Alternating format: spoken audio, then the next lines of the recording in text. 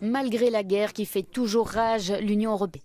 Des représentants de la Commission européenne, de l'Ukraine et des entreprises se sont fait. La destruction du barrage de Kharkova a entraîné le pire écocide causé par l'homme depuis. We have a unique opportunity to build back better and greener. So when we talk about cities that were destroyed, we talk about the sustainable planning of recent knowledge. I'm very pleased to see so many architects across Europe who are actually devoting their time. When we talk about public buildings which massively were destroyed, hospitals, schools, kindergartens, they all will have to be energy efficient. They all will have to be powered with the renewable energy. L'Ukraine est actuellement le pays le plus miné et environ 34 espèces ont disparu à cause des combats. Et les forêts du pays ont également subi des pertes.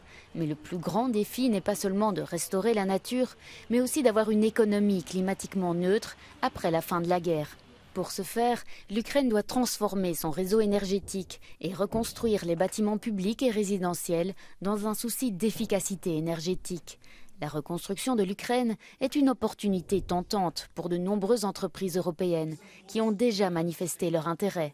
Des représentants de l'industrie du bâtiment participent également aux discussions à Vilnius.